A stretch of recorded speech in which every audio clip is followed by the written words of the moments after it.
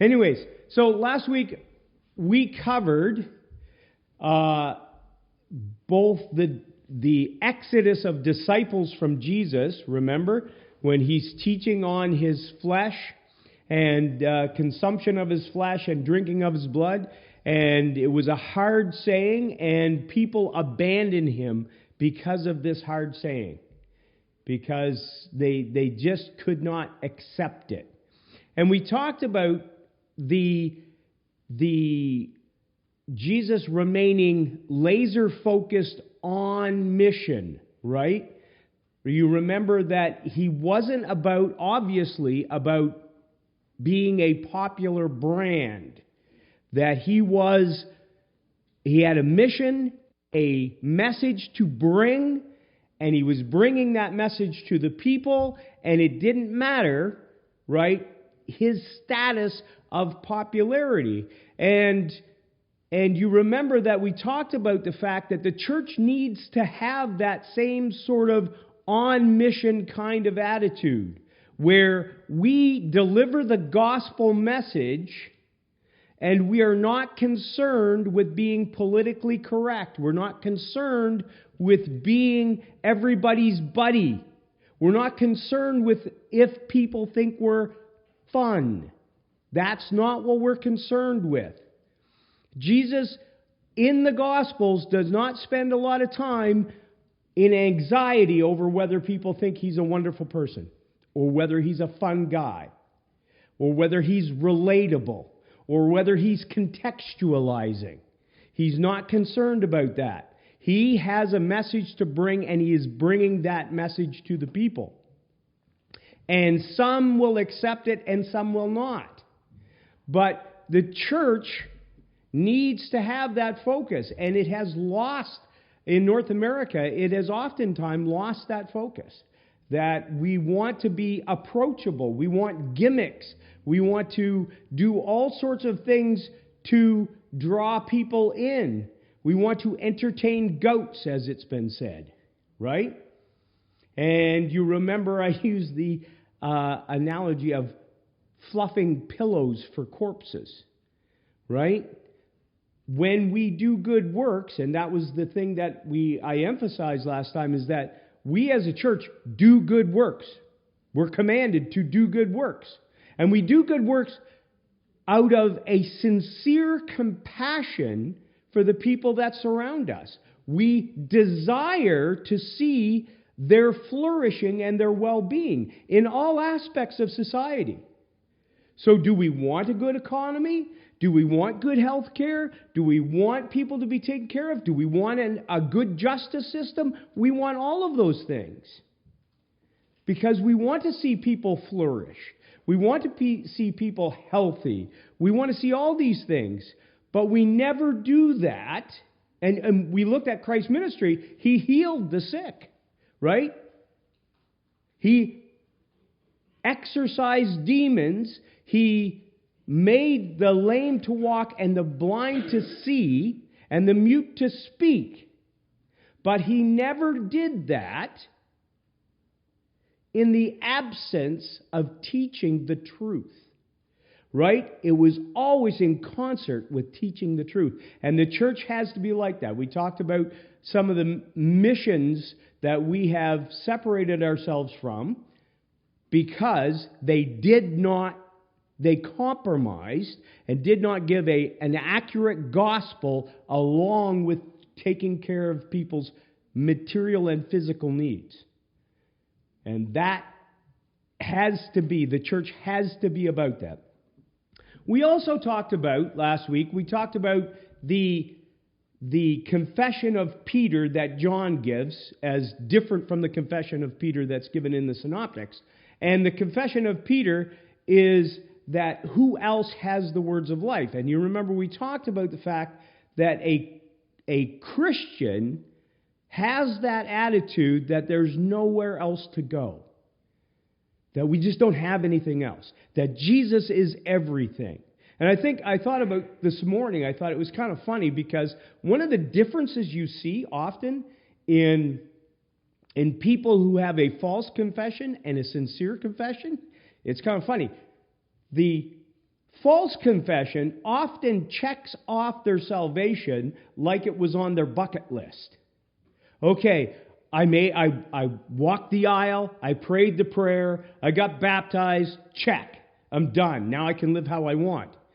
And often the sincere believer gives their heart to Christ about 150 times when they're first saved.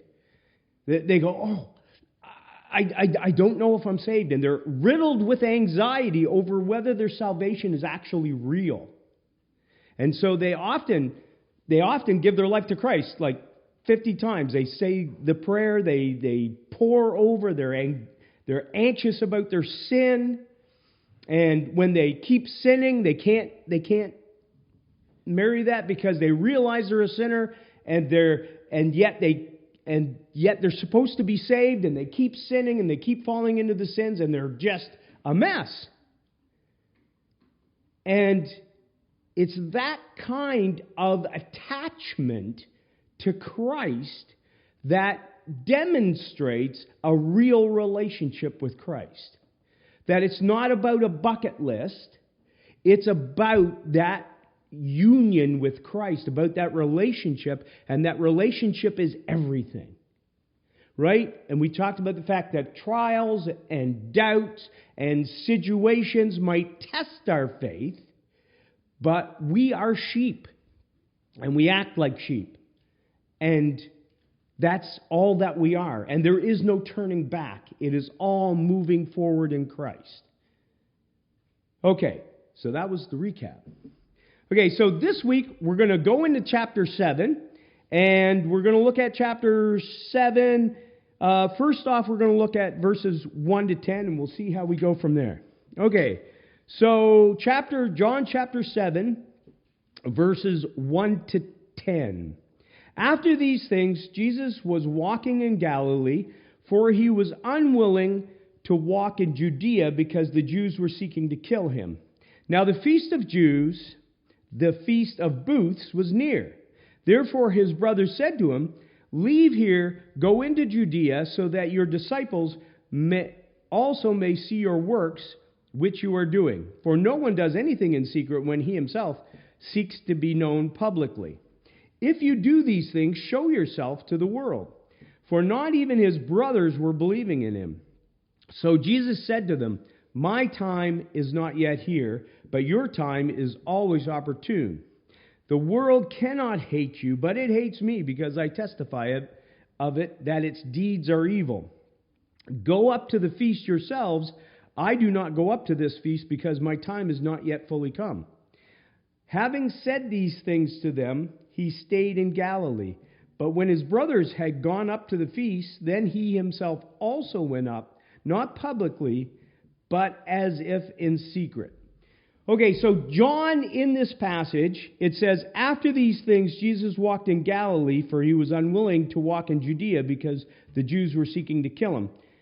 John has skipped a big part of the ministry of Christ in this passage because he actually is focusing, as we've talked about, on a particular aspect, a particular emphasis of Christ's ministry. And the big ministry in Galilee is covered in the Synoptics. And he just leaves that. And he brings us to the Feast of Booths. Now, he was unwilling to walk in Judea because the Jews were seeking to kill him. And we've seen that because of the confrontations between the Jewish leaders and Christ, they were increasingly plotting against him and increasingly setting up traps for him in order to snare him, in order to kill him. Now, the Feast of Booths is near. What is the Feast of Booths? Well, they were in the wilderness, they lived in tents, and that's what this is to commemorate. It's this, but it's also, it's kind of a dual thing because it also is when all of the fruits of the harvest were brought in. So it's kind of a dual celebration. And it, by reports, it is the biggest of the 3 pilgrim festivals. right? It was a week long, and it was spectacular, and there was eating, drinking, and camping out. So it was at parades, torchlight things, the whole bit. It was a big festival. What are the 3 pilgrim festivals? Passover is one. Pentecost, or the Feast of Weeks, and the Feast of Booths. Why are they called the pilgrim festivals? Because that's important for this passage. Because they were required, all able-bodied Jewish men were required to be in Jerusalem for these feasts. It was extremely important. And so, this is going to play into later on when we're talking about, is he going to go up or is he any? Okay, so, this Feast of Booths is prescribed in Exodus and Leviticus, and it is a requirement. And so it was a huge festival, and Jesus' brothers are encouraging him to go up. Why are they encouraging him to go up? That's right, because he has drawn a gathering unto himself, and there are 2 possibilities that they might not even be separate possibilities, but there's 2 possibilities here that the brothers are pushing him to go up to the feast. One is a possibility, as we see, they don't even believe in him, that they might have been mocking him. But remember, just because you don't believe in him didn't mean that you didn't support him. And what I mean by that is you might have wanted him to become king over Israel. You might have wanted him to be the Messiah. You might have wanted him to set up an earthly kingdom and liberate you from the Romans, and not believed in him. Because remember, in John's Gospel, believing in him means what? And I say in John's Gospel, but I mean in the Bible. It means persecution, but what specifically is the emphasis of John? That you believe in him as the Son of God, right? And so his brothers do not believe in him as the Son of God, right? They have not put their faith in him. They may not, and so they don't have a saving belief in him, but they might still believe in him, that they want him to set up an earthly kingdom. He has become a popular person. And so that may be how it is. But it might be that they don't believe in him at all, right? There is an interesting situation in Mark, where Mark talks about the brothers.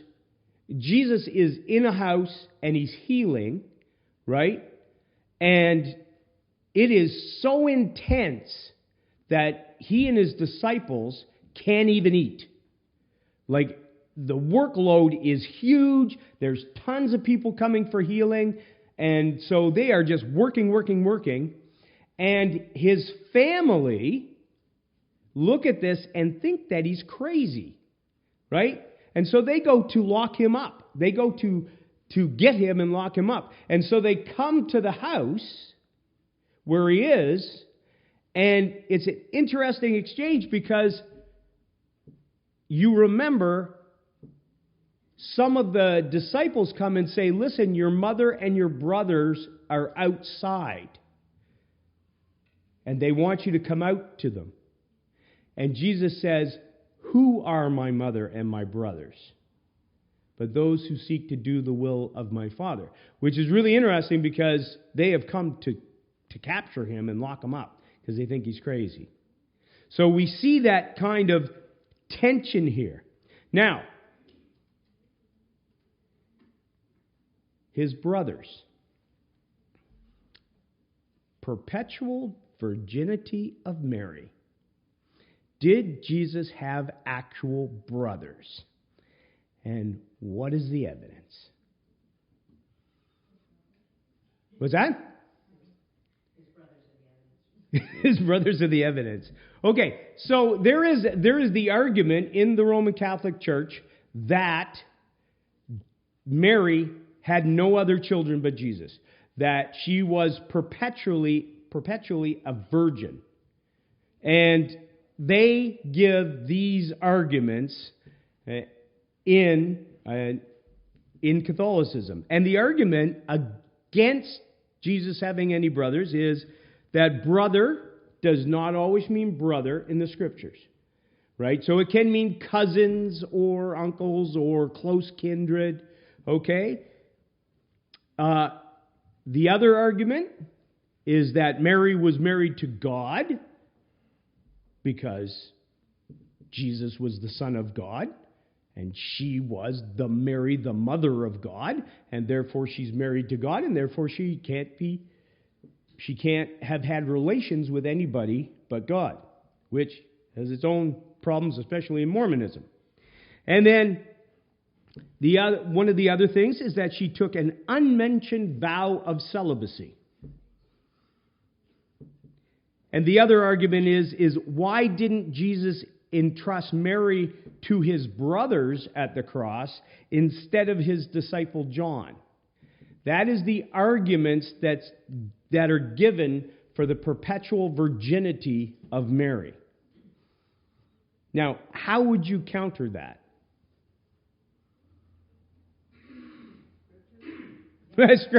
Scripture would be the best way to counter that. Thank you.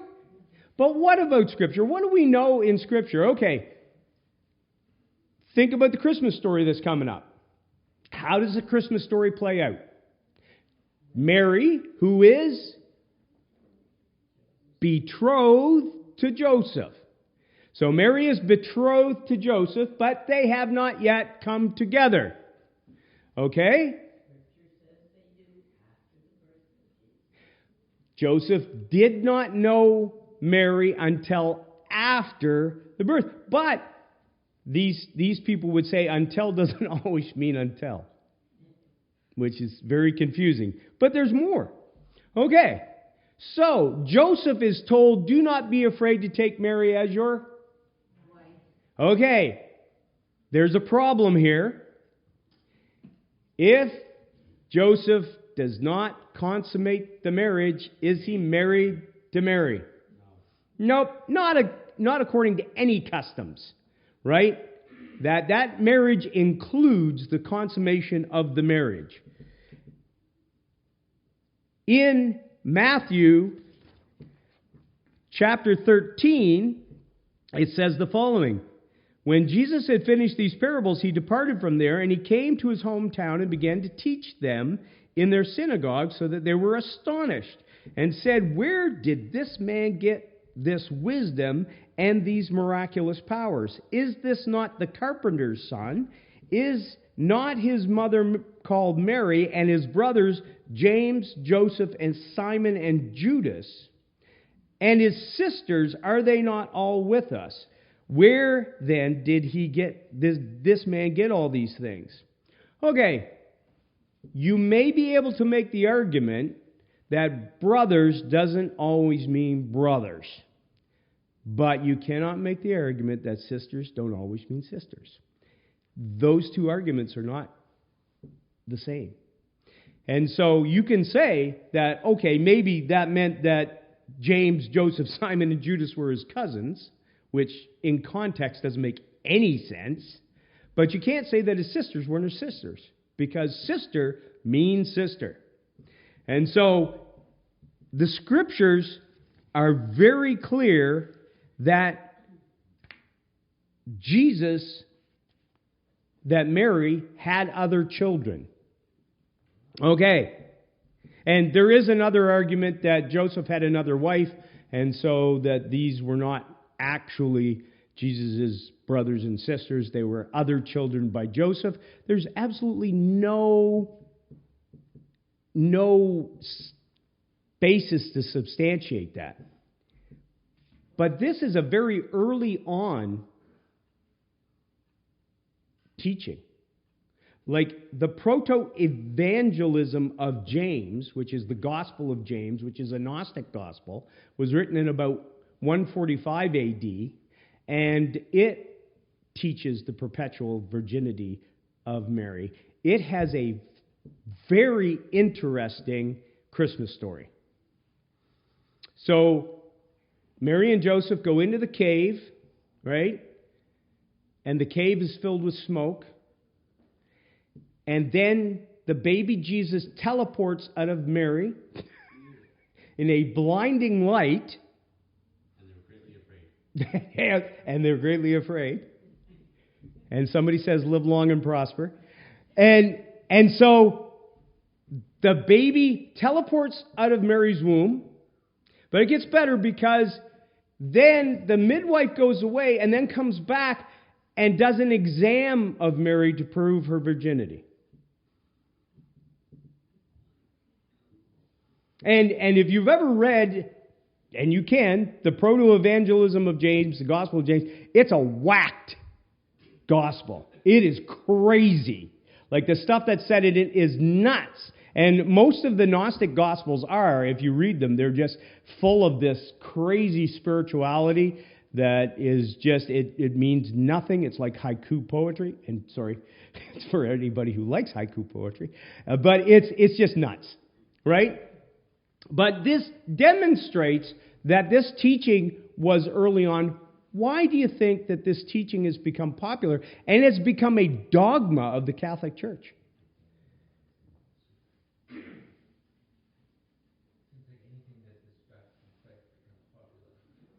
Well, that is probably the most important one. But why would this particular teaching become popular in the early church and extremely popular thereafter? Like it.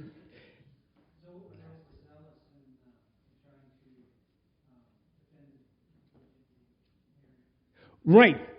But think about it. Why was the virginity of Mary so important? Yeah. Right. It is related to sinlessness. And so why would her loss of virginity be sinful?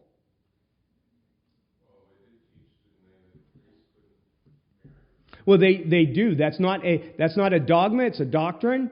And it means that if you were a Catholic priest, you can conceivably be married. Yeah, Marilyn's going, what? It is true. It is true that as a Catholic priest, you can conceivably be married. But, and that might be true too, but the teaching of the Catholic Church is that in order to be a priest, you must take a vow of celibacy. And so the usual practice is that would take place. But it is possible that you would be married and be a Catholic priest.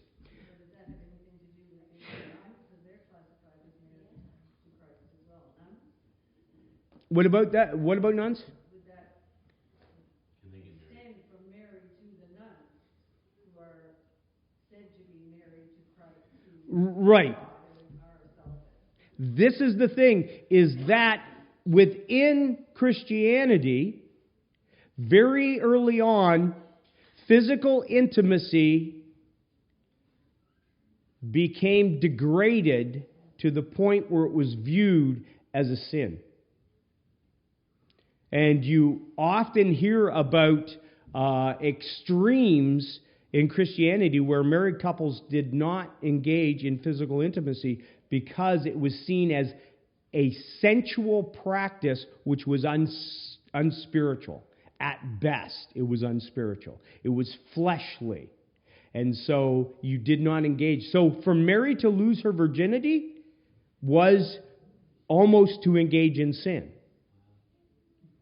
Right? Even though the scriptures themselves are very clear that intimacy within the confines of marriage between a man and a woman, you have to be clear now, is a good thing. It's a wonderful thing. It's a blessing. It's awesome. And if Joseph and Mary were married and they denied each other that would have been sin. And so Mary would have most definitely been a sinner if she was married to Joseph and did not have relations with him. And yet, the twisted doctrine arose that she was perpetually a virgin. And that can happen all the time in the church, that we are locked into an ideology that leads us to a conclusion that is directly opposite to what the Scriptures actually teach. The usual, if you use proper hermeneutics, the plain, natural reading of all these texts about Jesus and his brothers means that Jesus had brothers. They're named. His sisters are referred to. And there's no indication that anybody even blinks at that within the pages of Scripture.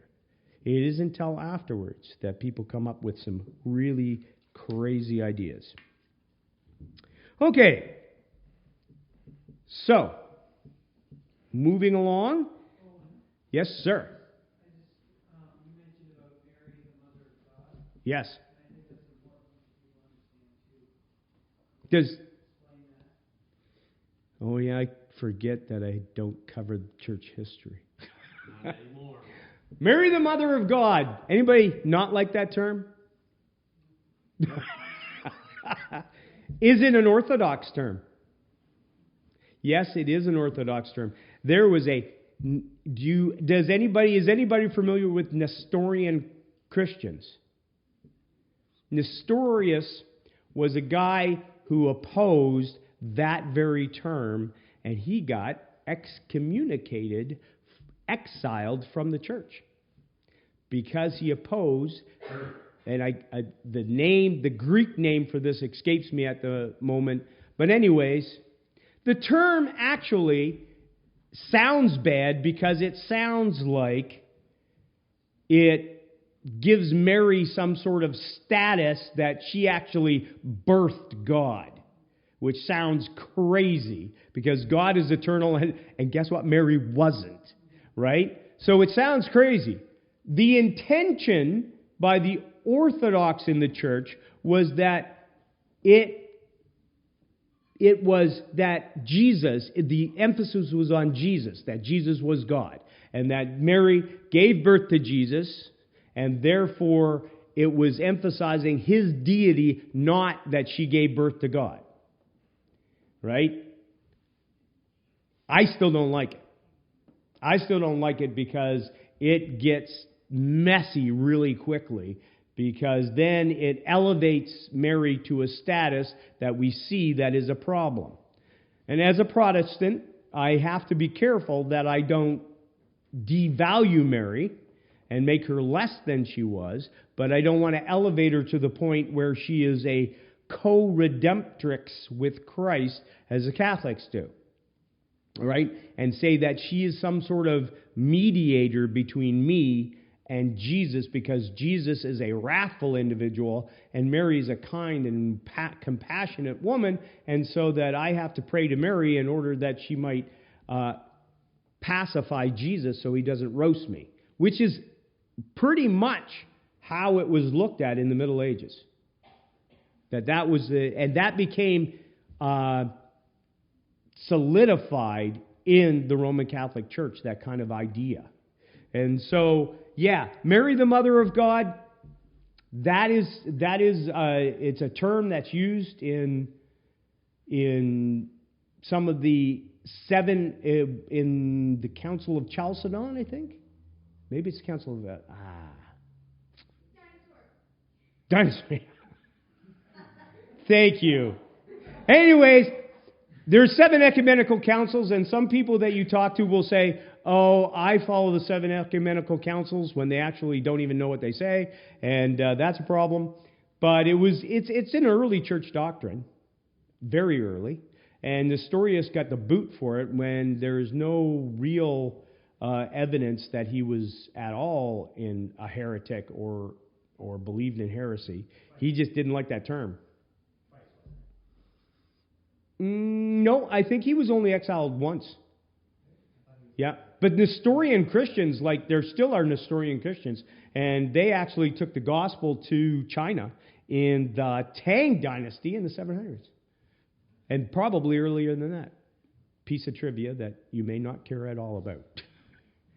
Okay, we're going to go on to something also problematic. But, okay, so we wanted to go over first, go up to the feast yourselves in verse 8. Go up to the feast yourselves. I do not go up to this feast because my time is not yet fully come.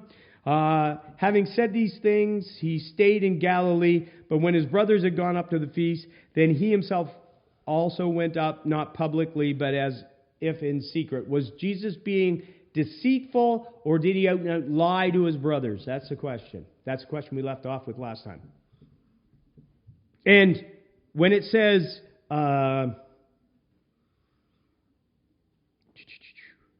it says, I do not go up to this feast because my time is not yet fully come. Your version may say, I do not go up yet to this feast. The yet there is, the manuscript evidence is inconclusive as to whether the yet is there or not. Because in some ancient manuscripts it's there, in some it's not. So, was Jesus being deceptive? No. Did he lie? Oh, good. Thank you. Okay, now explain yourselves. How could it be that he told them that he wasn't going up to the feast, and yet then he went up to the feast?